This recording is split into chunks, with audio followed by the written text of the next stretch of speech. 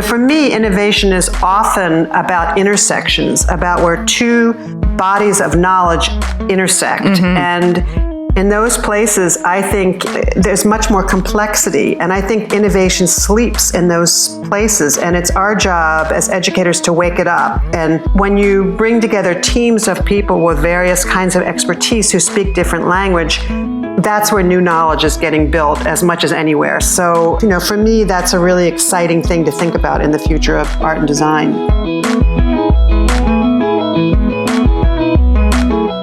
Hi, everyone. I'm Amy. I'm Jamie, and this is Clever. Today we're talking to furniture designer, maker, and lifelong educator Rosanne Somerson.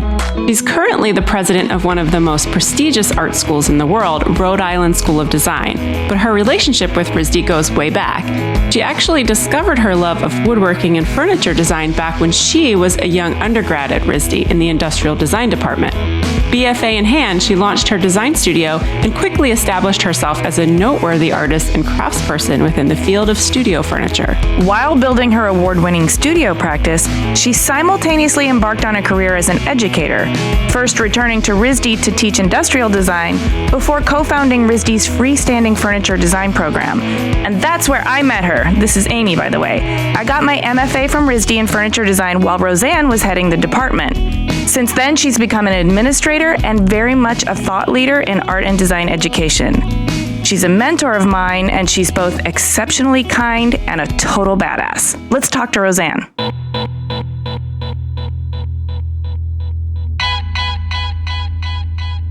I'm Rosanne Somerson. I'm president of Rhode Island School of Design, which is in Providence, Rhode Island. And why I do what I do, I've had a really fortunate career as an artist and designer and teacher. And at a certain point, I decided it was really my time to create the conditions for artists and designers for the future. And being the president of RISD was a great way to take that on. Thank you. Well, we're glad you took it on. Yes. Thank you. I want to do some time traveling. So let's rewind and go back to your childhood. Where were you born? What was your family like? Just tell us a little bit more about how you grew up. Sure. So I was born outside of Philadelphia, Pennsylvania, and I was the youngest child, two older brothers, and for various parts of my childhood, grandparents living in the house with us. My grandparents had a lot of medical issues, and so I kind of grew up half house, half kind of hospital ward in a way, but it gave me a really interesting sort of insight into different ways that people live in the world. And spent a lot of time reading and hanging out and alone, but also, helping out with the family stuff that was going on. So kind of actually super shy when I was little. I remember going out in public and literally hiding under my mother's skirt. It took me a while to kind of find my own voice in the world. I found it. Here I am. So were you like a creative kid? You mentioned reading, but did you do any artistic creative stuff like drawing or painting? We really didn't have access to materials, or actually, we had coloring books, and my mother used to always try and get us not to use them, to do our own drawings, but we didn't have, we had a box of crayons and like a pad of paper. So it wasn't the kind of thing where we were really invested in having a lot of art in our school or anything like that. But at one point when I was in elementary school, my mother signed us all up for some art class in the local community center. And we actually got to work with clay. And that was sort of my first experience. And I remember the teacher actually showing us how to roll out a tube of clay so that it rolled out evenly. So you don't just keep your hands in one place, but you kind of roll them down the tube. And I remember the person next to me was, just consistently rolling out these things. And the teacher said to them, "What are you making?" And she said, "A worm." And she said, "Well, try and do something a little more ambitious, like use your imagination, throw yourself into it." And so the little girl took a bigger wad of clay and rolled it out. And the teacher said, "Well, what are you making now?" "A snake." So that was a very clear memory. But, I loved that first experience with clay because it was, we made an object. I actually made my grandparents, who were very much a part of my childhood, like a three-dimensional portrait of them. But it was the first time that I actually got to see an object sort of made and permanent. And so that was really exciting. I did a lot of sort of poetry writing growing up. And then when I got a little bit older, I started making all my own clothes. And so I was really into sewing, and I would literally made all my own clothes in high school. And I didn't really get into drawing very much until I decided to apply to RISD. And I got fascinated with photography. My brother was a photographer. He actually, at the time, did the photograph that was on the front of the Woodstock program cover. Oh. And he got to travel around when he was young. He was in high school as well, but he got somehow, I don't know how he linked this up, but a bunch of us used to have work with the producers of the Philadelphia Folk Festival. I did writing of biographies of the artists, and he did photography. And somehow through that, he got to travel with all of the Chicago blues artists. He got to travel with Buddy Guy and Junior Wells and all of these amazing blues musicians. So his room was full of 6-foot photographs that he'd taken on tour with all of these great blues artists. And from that, he at one point showed me how to make a photograph, and it was just magic watching this piece of paper go into the tray. You know, this was before digital, obviously, and at the other end was the magic of this photograph. So I got really smitten and started doing photography. Okay, so wait, I want to talk about photography. I want to talk about constructing garments in your teenage years in high school. So, Yeah. I mean, that's very much a sort of application of geometry and figuring out how things go together, but also creative expression. I mean, fashion is so important to a teenager. What were your teenage years like, and what compelled you to start sewing your own clothes? Well, for one thing, we didn't have a lot of money. I was really like the hand-me-down kid, and I wanted to make things that we either couldn't afford or I couldn't find. I really liked making clothes that no one else had. And so I put a lot of detail into them. There were a lot of kind of unusual finishes, and I started to get really into the kind of craftsmanship of it. So making sure that everything had French seams, and just kind of pushing the craftsmanship piece. And I was really proud of the garments because they were different than anything else that anyone was wearing or that I could either find or afford. I didn't know anything about fashion. I used patterns, but it was really more the selection of the fabrics and the trims and the buttons and, just kind of, and I altered things a little bit, so I didn't follow them exactly. So it was fun. It was my first foray really into using equipment and machinery. Yeah. I actually had tried in junior high school, I had tried to get into the woodshop because I had this fascination with, wanting to learn woodworking tools, but I got almost suspended because it was seen as such a rabble rouser thing for a female to try and get into the woodshop. So I got disciplined for asking. Oh, man. Which was a sign of the time. So Yes. who knows, I could have been a furniture designer if they just let me in. Right. But anyway, it sort of made my resolve stronger. So I sort of took all my eyes out on making clothes, which was something that I, was studying in school. We had home economics way back in the dark ages. And so it was considered something that was encouraged. And, I got technical support from my faculty member in middle school. And so that kind of launched the interest in making my own clothes. Fascinating. And then you talked about falling in love with photography. And at this point, it sounds like your creativity is in full, sort of burgeoning flourish mode. I was a pretty academic student, but I was really sick of high school. And, you can see for some of the reasons I mentioned. Plus, I had two older brothers who were really sort of radical at the time, and they were always in trouble. And so when I came in, that was like the certain faculty were rubbing their hands together, like, here's a Somerson we can get, And so it was not a super pleasant year. And so I decided to do 11th and 12th grade in 1 year. I double booked all my classes and just went for it and got all my requirements done. And I had a year after school when I didn't want to apply for college yet. So I sort of did a gap year before they were called gap years. And during the time I had started doing photography and doing a lot of creative writing. And I saw a little ad in the back of the New Yorkers. My parents were pretty intellectual. So, we had the New Yorker magazine at home, which was great. And there was a little ad for this odd school in the absolute rural part of northern Denmark that was based on photography and creative writing. And I decided I had to go. So I did a lot of babysitting. I did a whole bunch of stuff to sort of earn a little bit of cash, and ended up being able to go to the summer program in northern Denmark in the middle of nowhere. And it was a program in an old thatched roof farmhouse, very small. We would go to the pharmacist to get the chemicals to mix, to use to make all of the processing chemicals from scratch. We worked only in large format work, so 4x5 individual sheets of film and 8x10 cameras. It was really highly technical and, really fascinating. And because I liked the kind of craftsmanship and technique aspects, I found it really exciting.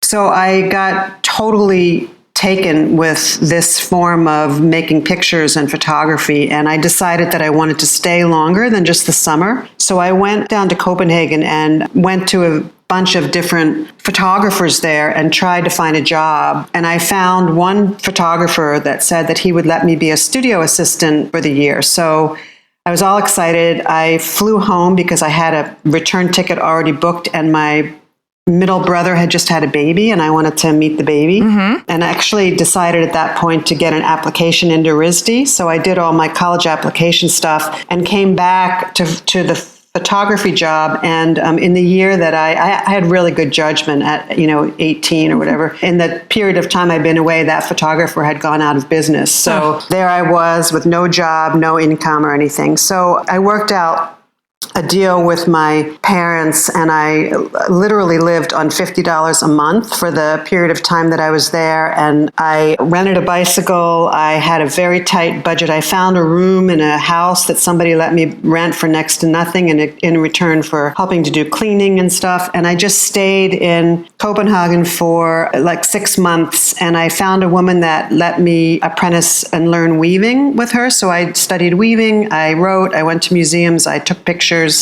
and it was an amazing, magical, equivalent of a semester. Yeah. And then I came home and I got into RISD, so I came home and started getting ready for, starting RISD. Whoa. Okay. So that's pretty gutsy for somebody who used to hide under her mother's skirt.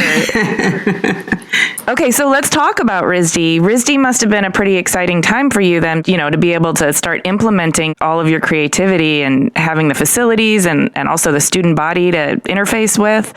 What was that like for you? It was totally terrifying. I can relate. I had only applied to one college. Actually, when I was still in high school earlier, I applied to a college like way early decision before I'd even graduated. And I'd gotten in, but I decided I wasn't convinced of what I wanted to study.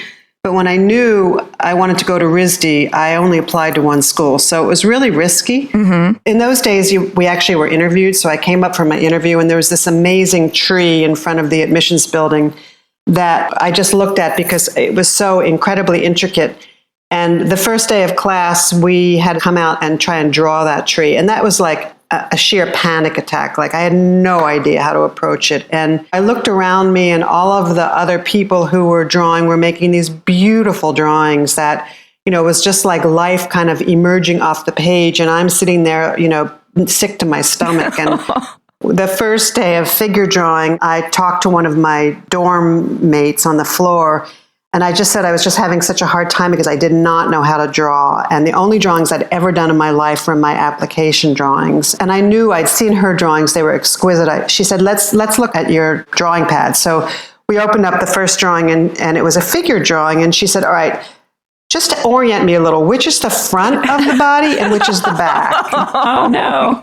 And, it was totally humiliating, but really because, RISD teaches drawing so well, and I think I was a pretty hard worker. By the end of that freshman year, my drawings could stand up to anyone's in the class. So, it is something that can be learned. And a lot of that first year was learning how to be an artist, how to push judgment aside, and really understand how to push yourself beyond what you think is possible. So it was the perfect place for me to be. At what point did you get introduced to furniture design? Well, interestingly, RISD has a winter session. So after your first semester as a first-year student, you can try something for 6 weeks over the shorter winter semester. And I had heard that there was a Danish guy teaching in the woodshop, and it was actually not Tay Frid who was the main guy at the time in the woodshop, but one of his friends who was also Danish, because Tay was away that winter session. So I kind of clomped my way down to the woodshop, and I had actually learned, I was somewhat almost fluent in Danish from the time that I was there, and I really loved Denmark. So hearing the talk and being able to sort of, touch base with Denmark again was really exciting. And then, as you know, I had been trying to get into the woodshop since middle school. So I thought, well, this is like perfect for me. And so I, got into the class and started woodworking over that first session with this Danish instructor. His name was Hans Wolf. And it was the hardest thing I'd ever done. It was even harder than drawing. I had to learn how to get over my fear of all the power tools. Really the only tools I'd ever used were a tape measure and a sewing machine and scissors. So it was a totally intimidating process, but I loved it. I absolutely loved it. I loved the physical nature of it. I love the sort of smell of it. I love the idea that I could make things that would have function for people to use. I just loved every aspect of it. And so the desire to conquer it was stronger than, my fear. Well, and conquer it you did. I love, too, that you weren't deterred by that initial experience in middle school where you were reprimanded so seriously for just daring to be female and interested in woodworking, and how you've done so much to change that. It's really interesting to me how sometimes you can try to force a kid into a box and that kid will design their life around obliterating that box. Yeah, absolutely. No, thank you. I do think, though, that it was a different time. I think we really felt like we were revolutionaries. We felt that we could change the world. There was very much a feeling that enlightened women could do anything. And so I never saw myself as a woman trying to do this thing. I just saw myself as me doing this thing. I wouldn't let anybody stop me do what I wanted to do. Mm-hmm. We were sort of ahead of the curve politically, in many different ways, socially. It's very different now because I think technology has intimidated a lot of people at the same stages in their life, and also people in generations beyond that, from the perspective that you always feel like you're not quite using the full capacity of what's available to you. So in a way, you feel slightly behind the curve. Whereas we felt so empowered to be totally ahead of the curve at that time. And I feel really fortunate, actually, that I grew up when I did, because I didn't feel that anything was in my way other than myself. And so it was always about conquering these things from my own internal perspective. I can see how that would help build confidence, feeling like you're your own obstacle, and in every other way you can be ahead of the curve. Yeah, and I wouldn't actually even call it confidence, because I was completely always doubting myself. It was just more like drive. If I thought it wasn't good, it was like I'd work on that myself. I was very insecure because I was in this place with all these, the best artists from everywhere. But it was more just like I felt like I had the right, to try things that mattered to me. Yeah, I like that. And I like the distinction between drive and confidence, because there is a difference. Sometimes your insecurity can really help your drive in some ways. Yeah, exactly. So I want to talk to you a little bit about what happened after RISD. So you established your practice, which you still operate now for over 35 years. Mm-hmm. And you've won fellowships and awards, and you've exhibited all over the place, and you've even had pieces acquired by museums. So can you talk a little bit about your practice and the nature of your design and your work? Early on, when I was building up my studio, I was doing a lot of writing. My teacher, Tay Frid, who was my main faculty member, was starting to do some articles for a new publication called Fine Woodworking. And Tay used to have me do a lot of his writing anyway. He would even ask me to write my own letters of reference, which was always really awkward. But he had some articles that they wanted to publish. And so I ended up doing the photography and the editing of his articles. They were his knowledge, but I sort of put them together under his guidance. And those articles were super well received. So Taunton Press, which published the magazine, then decided to do a book project. It was called Tay Frid Teaches Woodworking, and it was about his philosophy and approach and technical expertise. And so they asked me to be the sort of book editor. And I worked for a year right out of school working on that project, and did all the photography and all the editing and organizing for the book. And that was kind of a great refresher of my entire education with Tay. So it was a really great experience. I didn't earn much income from that, and I wasn't at the point yet where I could support myself from my work. So I waitressed. I did, anything that I could to earn money while I bought equipment, and eventually got into a situation where I had access to a sublet in a studio. I made some pieces, and I heard about an exhibition that was coming up that had a theme that related to one of the pieces I just made. So I just sort of cold sent in a picture of my piece and said, I know I haven't been invited to this show, but I just thought you might be interested in seeing this because it sort of fit in the theme of the show, and they accepted the piece. And so that was sort of my first participation in a museum exhibit. And then I was able to make a couple more pieces and show them to a gallery that was in Philadelphia that was sort of the premier studio furniture gallery at the time. And the owner liked the pieces because they were so different from everything else that was going on, and sold some of the work. And so I started finding more ways to shift the focus from waitressing or the other kind of auxiliary things I was doing to making my work. And shortly after that was given the opportunity to have a show. I think it was 3 women in what was at the time the Workbench Gallery, which was a gallery on Park Avenue. The people that had started the Workbench Gallery had in sort of the basement of their main flagship store, but they put a lot of effort into the exhibitions and the PR, et cetera. And I had my first kind of New York show, and I pretty much sold out the work and got enough commissions to work for about 2 years. So at that point, I was sort of off and running. And then I continued to make pieces for their group shows and expanded the galleries that I showed in and the commissions that I did. And it just sort of took off from there. You said that your work was so different from everything else that was going on at the time. Can you describe what your work was like and what kind of culture it was born into? At the time, it was a pretty male-dominated field, and the lens that men tended to come into the field through had to do with technical expertise. So there was a lot of emphasis on technique and kind of like the rodeo of outdoing each other's technique. So, bigger, better, stronger, etc. And so there were people that were interested in, bent lamination or, I don't need to go into all the technical terms, but just different aspects of technique. And there were individuals that would sort of become the expert in that area. And my interest lay elsewhere. I was really concerned with showing that I had the technical prowess to pull off complex pieces. But I think I did enter it from a much more aesthetic perspective, really thinking more about the formal qualities of art that I had learned at RISD. So composition and texture and balance and stance, and also the sort of emotional aspects. And a lot of the other furniture makers at the time had not been through that art school experience. So they had a different, more technical approach. So my work looked different. It wasn't following the kind of lineage of work that preceded it, although I'm sure it was influenced by it. As more women came into the field and we got to know each other, that was sort of true of all the work that was being done by women. It was very different, and it broadened the audience because it brought in a lot of response that hadn't happened up till then. And, I was in that early stage of that so that people like Amy Devers, a couple, decades later, could become famous artists. But it was really exciting. That was kind of the roots of it. This is in the mid 70s, very early 80s. Would you call that the studio furniture movement?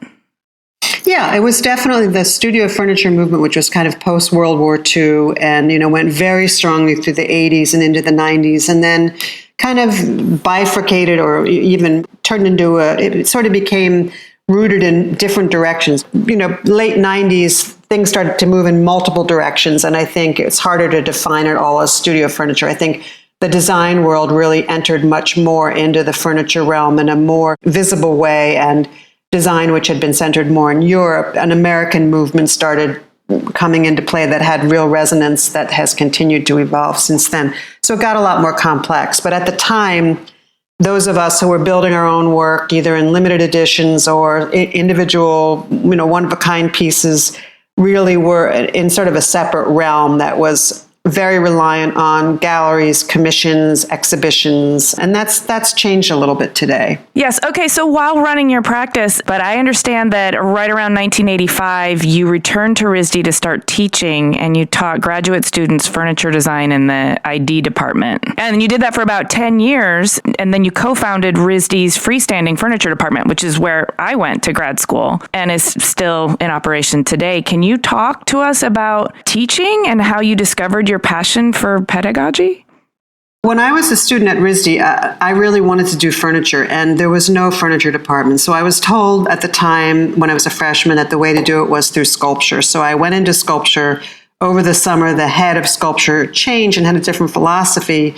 And so I did the prerequisites of sculpture, but was told that I couldn't continue in the department if I was going to make functional work. However, they wanted me to stay in the department because they thought I had a good shot at becoming a sculptor. So I was really in a dilemma, but I decided I really wanted to make functional work. So I was told I had to transfer into ID, industrial design at the time, which at that time was aligned much more with the architectures. So we had sort of a common beginning curriculum, and we had to take things like geology and statistics, and it was a very different curriculum. So it wasn't really until my third year at RISD that I got to focus, after doing all those prerequisites, I got to focus on studios where I could actually develop furniture. And I was so frustrated. I mean, I loved all the stuff I was learning, but I was so frustrated to be sort of what felt like being held back. So when I had the opportunity, after being called in to teach the graduate students, and it was by my former teacher, Tay Frid,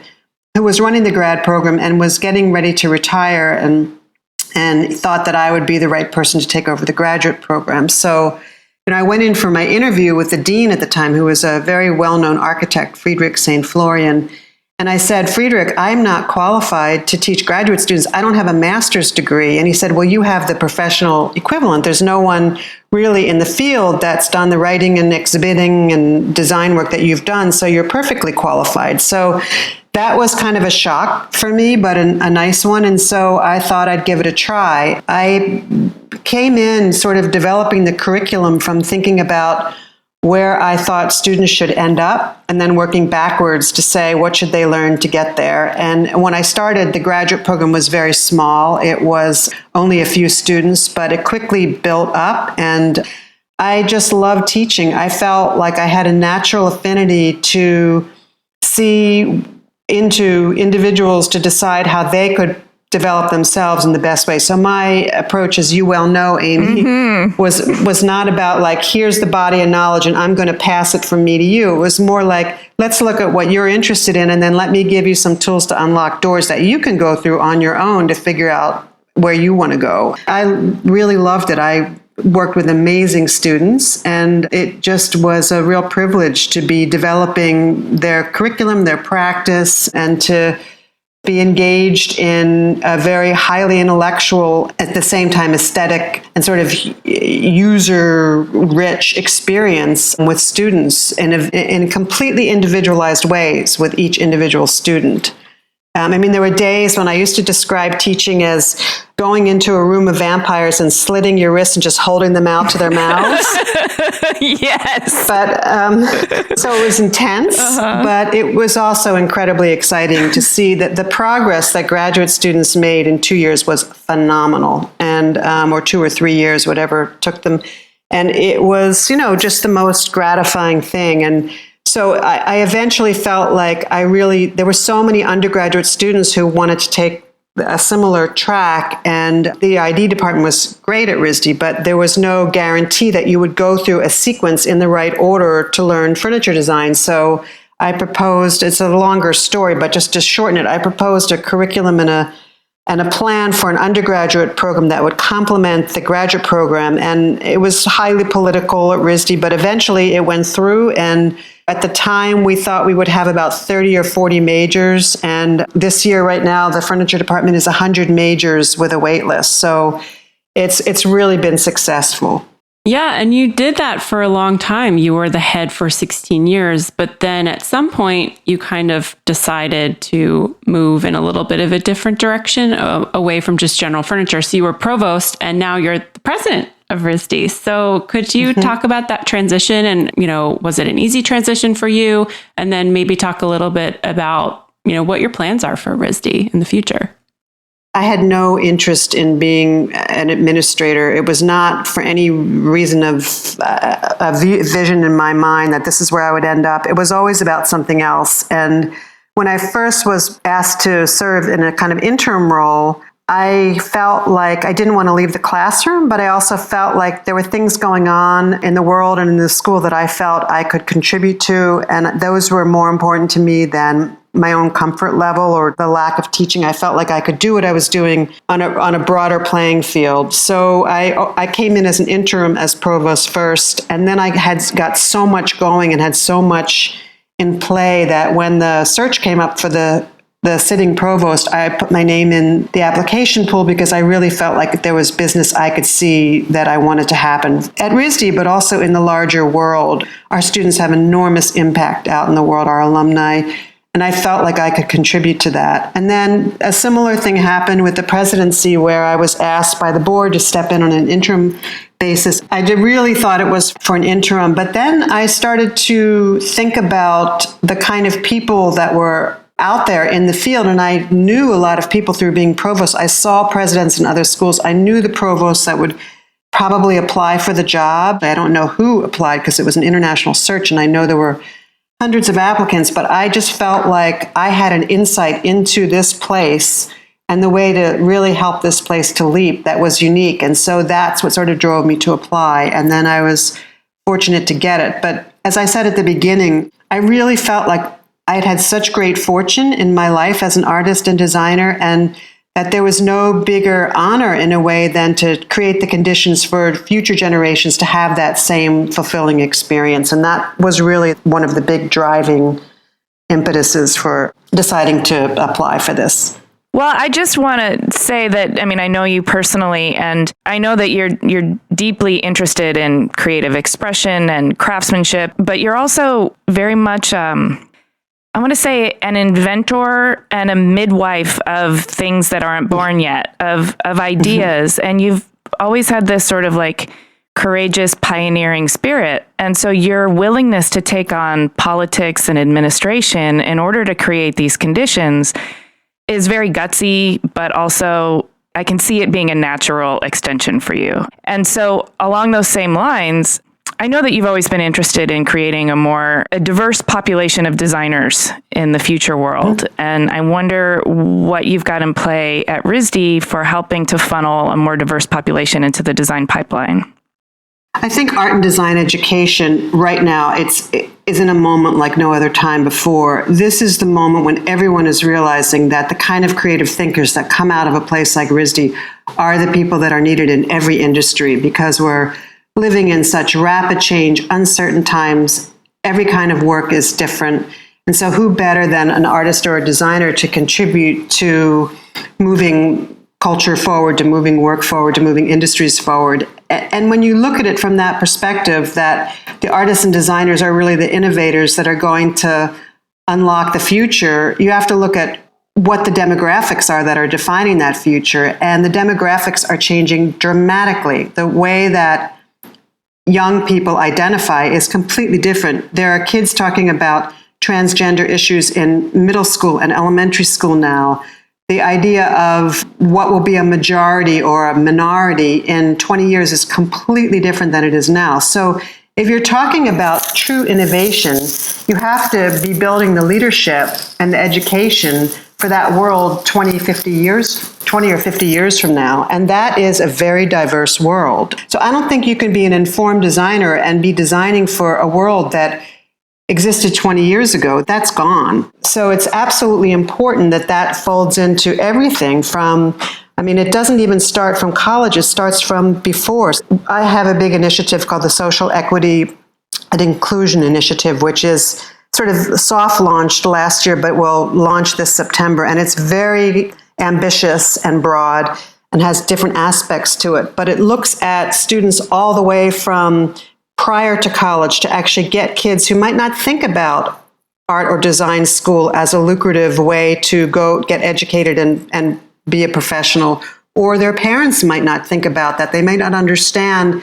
Many parents don't understand the versatility and the success of the kind of education that we offer and what our alumni are able to achieve. So we've created a whole series we have a high school program, after school program called Project Open Door, which is extremely successful in Rhode Island with 4 different school systems, after school and Saturday courses for kids. And a number of those kids go on to apply to art schools, but others just to college. But it's a great preparation for that world. And then we're also, for the first time, offering full scholarships for kids from various cities to come to RISD for a 6-week pre-college program, fully funded, with not just room, board, tuition, but also travel, materials fund, mentorship, etc., to try and open up the pipeline of who thinks about art school and who can get in. At the point of admission, there's already an enormous amount of privilege baked into the system. So I'm trying to play with that a little bit and make it more inclusive. And then, once students get here, it's really important that we support them with the right staff, the right policies, the right pedagogy, the right resources, and really make the same kind of education accessible to everyone who's here. And then that will, carry on out into the career world as well. So it's a very long and complex program, but one that I'm totally committed to and have been able to actually raise a lot of financial support toward as well. We've raised funds for students to have access to materials, to have access to sponsored internships, travel, and study abroad kind of funds, as well as special mentorship programs for first-generation students and others from underrepresented groups who just need a little bit of extra support to succeed here. I love that. I love it so much. And I'm not surprised at all that that's the kind of thing that you've taken on as a challenge, a personal challenge. I know you've also championed the idea of critical making because, critical making is the kind of thing that can lead to innovation. Can you talk to us about what you mean by critical making and how it leads to innovation? So critical making was defined as the intersection between intelligent making and critical thinking. And it's something that we know very clearly through our educational system, that you learn a lot through your hands. As Frank Wilson likes to say, the author of the book, The Hand, at the point when the opposable thumb evolved, the brain doubled in size. And it was almost as if the brain couldn't keep up with what the hand was teaching it. And so we know that there's an enormous amount of intelligence that comes from making real materials, real scale, physical engagement, physical embodiment with ideas. So that was sort of the development of the notion of critical making and the book that we wrote called The Art of Critical Making. In our new strategic plan, which we're building now, I've been working with our provost, Pradeep Sharma, to talk about what the next stages of that will be. And we're looking now at critical making evolving into something around biomaking and bringing the sciences more directly into the practice of art and design, and looking at how the biological world, not only through biomimicry or through philic design or other aspects of studying biology to see how it can inform artists and designers, but really looking at the systems and the systems on different scales that seem to be these kind of core components of the world that we live in, all the way from the microscopic to the cosmic. And that's really fascinating, and I think will be an interesting direction in the future of art and design. So we have this extraordinary nature lab at RISD, which is like a small natural history museum, but it also has electron microscopes and really beautiful data visualization equipment. So we're looking at how we can take unique resources like our museum, like our library with its incredible collections and materials collection, like our nature lab, and really differentiate some ways of understanding critical making in the future through these lenses. And the next big push here will be around this notion of our nature lab and biomaking. Well, speaking of science and the integration of the arts, I also know that you're an advocate of STEM into STEAM, which is advocating for the inclusion of arts education within science, technology, engineering, and math curricula. And that's because we believe that the arts and design thinking is the kind of thing that allows for cross-pollination and the creative application of all this other data that comes from science, technology, engineering, and math. Yeah. What's going on with that now in terms of what you've got going on at RISD? So the STEAM initiative started at RISD and became really through our own advocacy, became part of the Department of Education's definition of what a core academic credential should be, that it should be considered part of academic requirement to have art and design in some fashion in the curriculum. In this new administration, I'm not sure it will carry on the same way as in the past one, but we are committed to the notion that artists and designers really bring different abilities to the table when research is being done, when innovation is being defined. We know that firsthand. A lot of people have interpreted STEAM as sort of adding the kind of representation or graphics to a science problem, or looking at making things pretty or understandable. And, we do all that, but we do much more than that because artists think differently. Mm-hmm. Various places have, of sort of a high intelligence order, have recruited here. I'm not going to say which places because it's, I'd have to sign a non-disclosure or something, but just specifically because our students see patterns differently. And so, people recognize that there's different brain wiring that happens when you work this hard at the kind of learning that happens here. And so we still very much are invested in STEAM, and we've kind of moved that into a platform that's really about informing K through 12. So through our teaching and learning in art and design, our teacher education courses, we've worked on curricula with PBS and NOVA and Scholastic publications. We've worked on a lot of programming to help teachers in K through 12 bring art and design more naturally into their students' experience. But interestingly, this notion of biomaking is almost controlling it from the art and design end and bringing the sciences in. So it's sort of the next iteration of that, which is to say, yes, STEAM is really important, but it's also, rather than feeling a little bit in some interpretations as if it's the added component, saying, what if we start from the core of art and design and then build into that what we feel will actually make innovation happen in the best way in the future? And, for me, innovation is often about intersections, about where two bodies of knowledge intersect. Mm-hmm. And in those places, I think there's much more complexity. And I think innovation sleeps in those places. And it's our job as educators to wake it up. And so when I do educational lectures or workshops with various corporations and on panels and events, I often try and bring people to thinking about these places of intersection and really looking at the natural innovation that happens in those places between two states. And when you bring together teams of people with various kinds of expertise who speak different language, that's where new knowledge is getting built as much as anywhere. So, for me, that's a really exciting thing to think about in the future of art and design. Yeah, and I love that you said that it's not just about adding pretty graphics to scientific information, because sometimes right. people really think that that's, the only thing that art is, that's or the role. Design is, but it's so much more than that. It is a way of thinking. So thank you.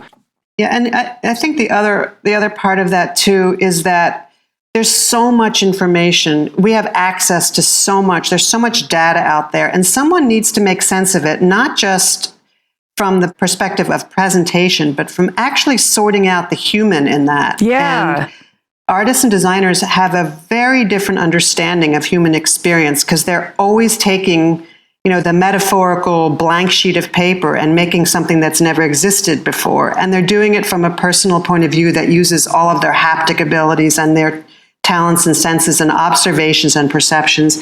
That sort of skill set, that creativity is very much about what will drive the future. So I do think that artists are needed to make sense of all this big data and to make it presentable. We had some graduate students a few years ago that did an illustrated guide to the 900-page healthcare bill, which is now being asked to be repealed and replaced. But it was so complicated for people to understand it that they did like the illustrated version of it. I mean, there are really wonderful ways that communication can be enhanced, but it does go deeper than that to really understanding the origins of ideas, the origins of questions, how you frame new questions that will actually encourage research that will help us to solve some of these giant challenges that we're all facing as a planet.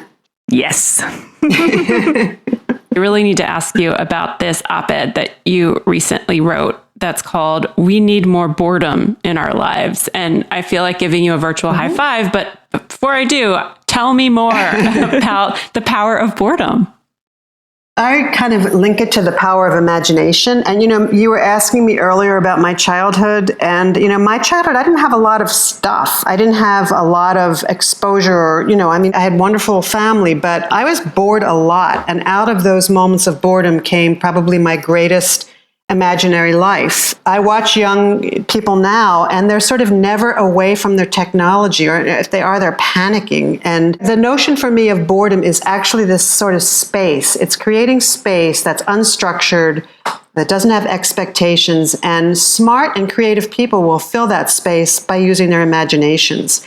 So it's really about creating a stage for play, a stage for imagination to flourish, and to just see what comes up, to not have a pre-programmed idea about what comes up. Amy will attest to the fact that I used to do a project with graduate students where I'd make them do this really painful drawing sequence beyond what they wanted to naturally do. And over time, it was a sequential drawing assignment that happened over a certain period of time. They were held in a room until they finished it, essentially. And watching students over time getting discomfort with that earlier and earlier in the process. Because when you hit an obstacle in your own work or in your own day, what you generally do is you get up, you go and you check your email, you do something that takes you out of that process, of that difficult space. But so often, if you can just sit there in that boring, torturous, unknown, undetermined space, that's where a new idea will pop out. If you can just force yourself to be there without a pre-programmed idea of how to distract yourself. So that's really the emphasis of the boredom thing. I remember there's a sort of initial outpouring of what's on the top of my imagination. And then there's like still so much time to fill. And you start to feel this anxiety over, you don't know what to do. You don't know what to put on the page. You don't know what's in the reserves. And you almost have to get to a place where you can tolerate and get comfortable with that anxiety in order to open the door to your reserves. And that's exactly right. Yeah. That anxiety is about change. And, people don't naturally like change. It's scary. So, when you look at children and their developmental stages, before they do some big thing, they usually regress a little bit. And I think there's just a natural innate thing that asks us to sort of stop and take pause and be anxious when we're about to go through a change. But if you learn, and it is something you can learn, to actually sit through that and not distract yourself and really live in that kind of boring or anxious space, oftentimes that's where the best ideas will start to evolve. And so it's almost like another kind of discipline to learn how to live, as you put it, Amy, sort of passing through that anxiety and just seeing what happens. Well, speaking of that exercise and my time at RISD, I feel like under your mentorship, my brain grew almost as though I had just gained an opposable thumb. Like it expanded so big in my head, sometimes my head hurt. And so for that, I thank you. But I want to know on a personal level, like what or who out in the world is expanding your brain these days? Because you seem to me like somebody who kind of is always expanding your brain.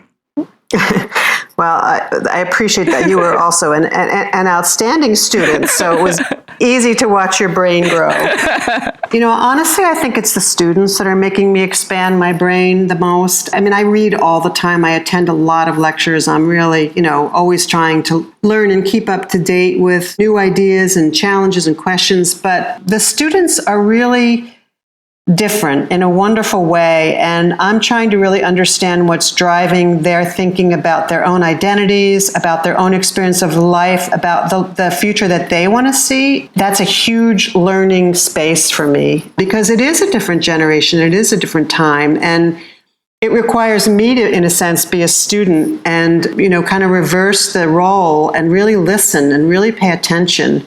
And that's really expanding my brain. I just love being in that environment of all those brains expanding and all that critical discourse and all of that uniqueness and people figuring out how to express them. I can imagine that keeps you young. Well, have you seen me lately? No, you look great.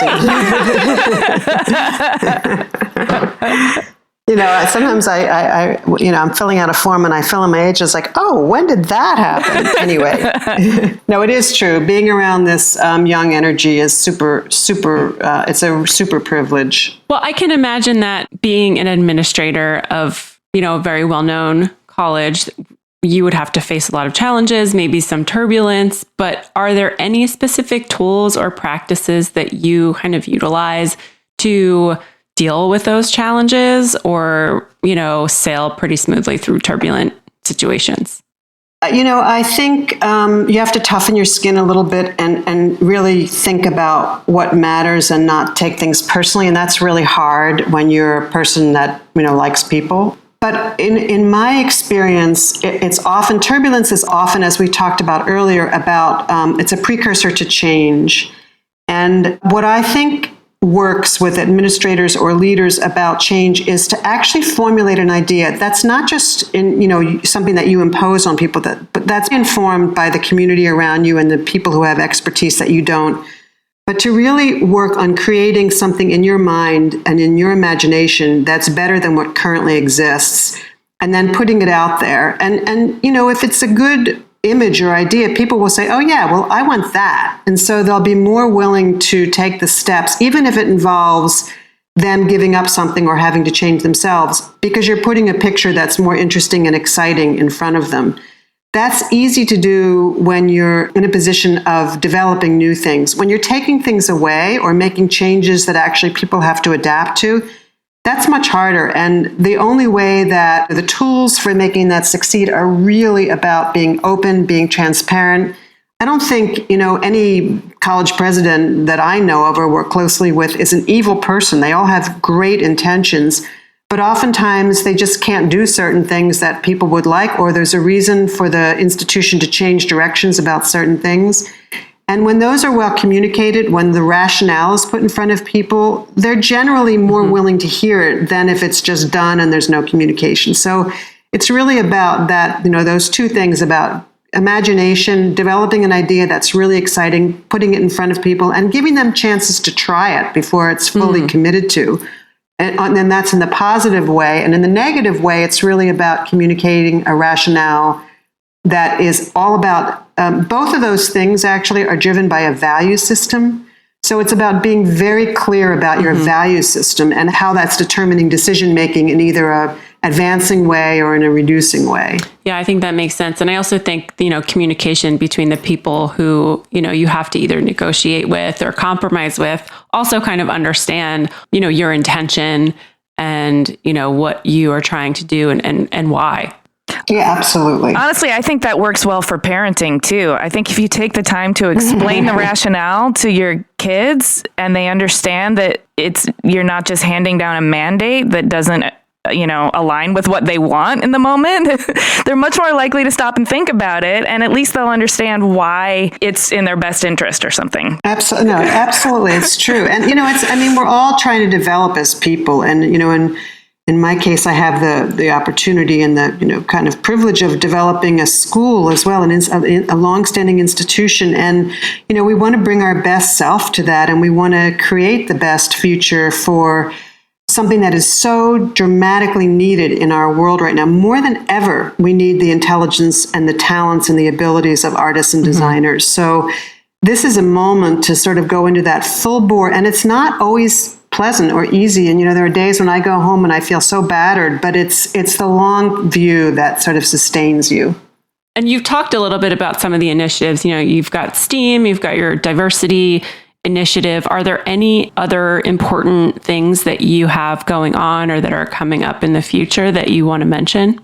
Well, we're working on some new degrees that really look at understanding cultures in a much broader sense. A lot of what's going on right now politically has to do with understanding that history is also can be a biased view. When we talk about what history is, it's through certain people's experience rather than others. So we're looking at degrees that actually widen the understanding about the histories of art and design and global cultures at RISD, and also looking at some initiatives that are really geared towards bringing good thinking to issues around nature and culture and sustainability.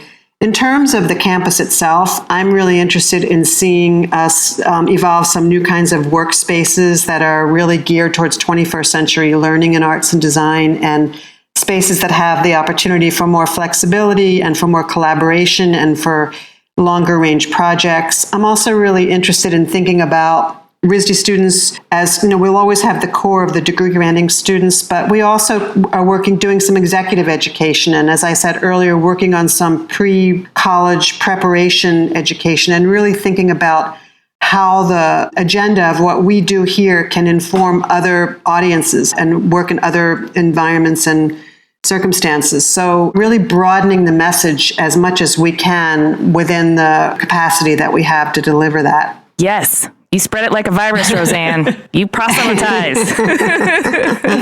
Exactly.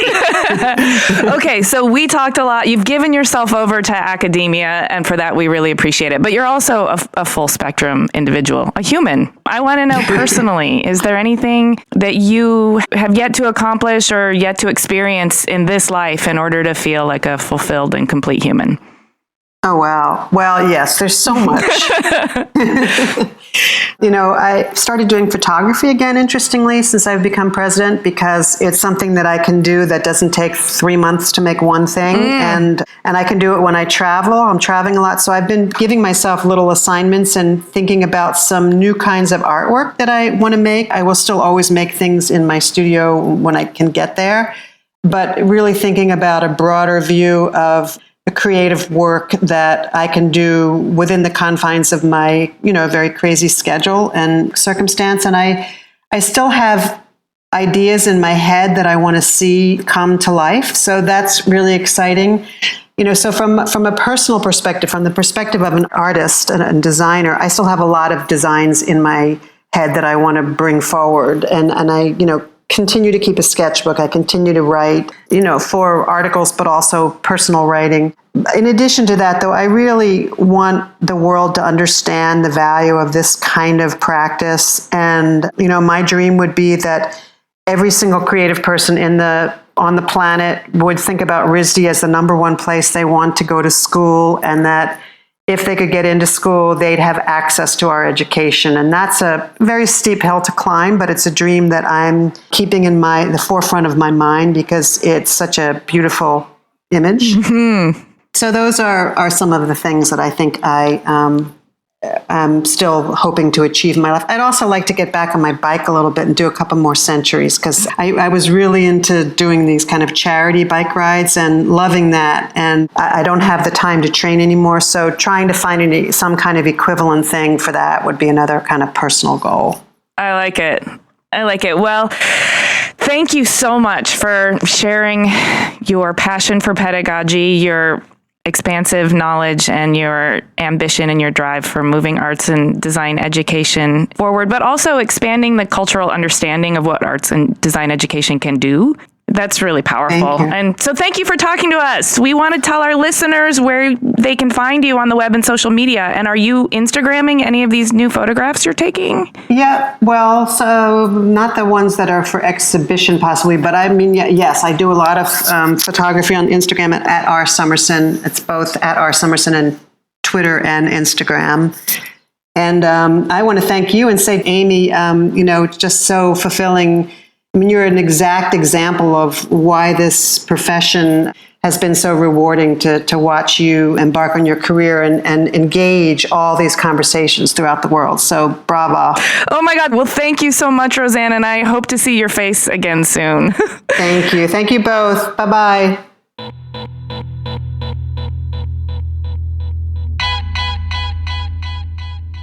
That was so much nutrition. I feel like I just had dense superfood.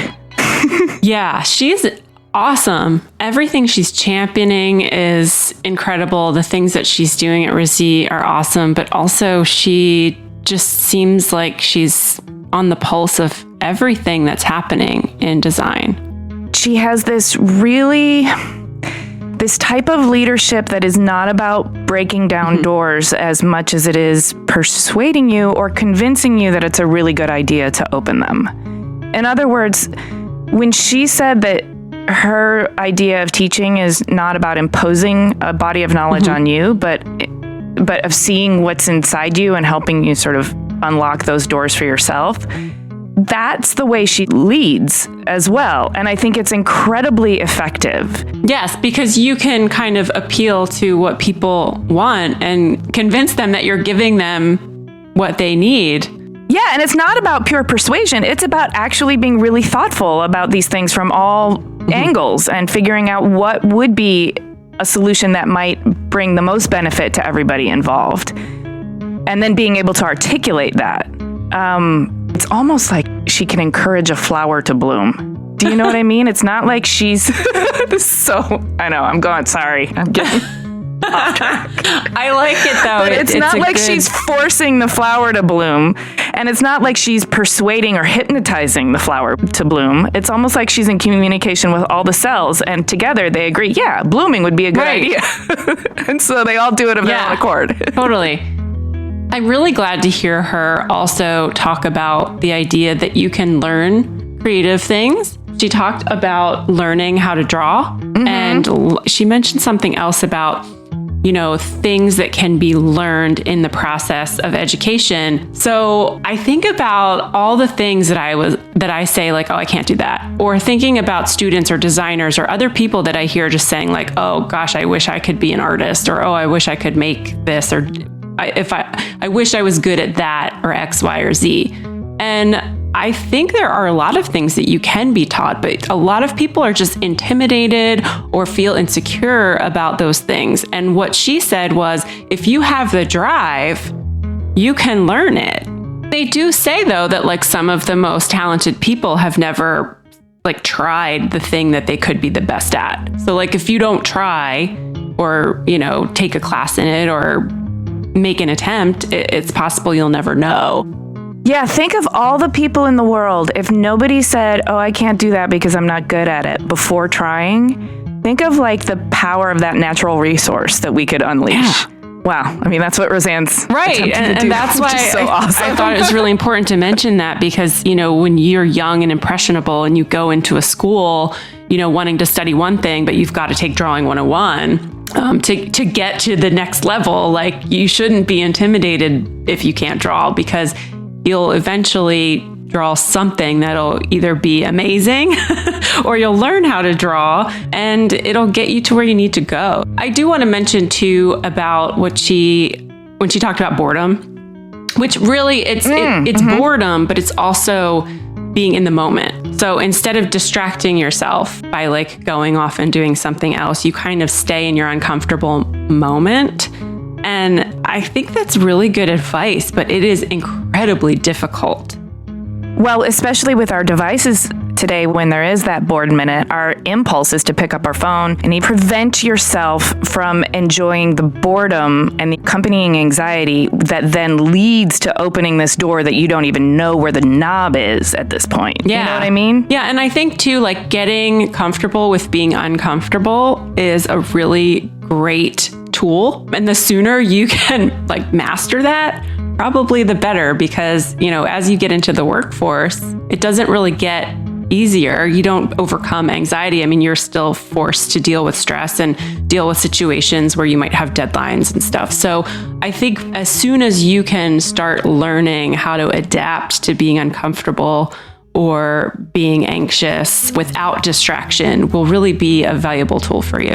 Absolutely. I agree with you 100%. I think the people who spend their life running away from uncomfortable situations will be running their whole life. And the people who figure out how to confront them and move through them will be making progress their whole life. All right, Jamie, let's go get into some uncomfortable situations.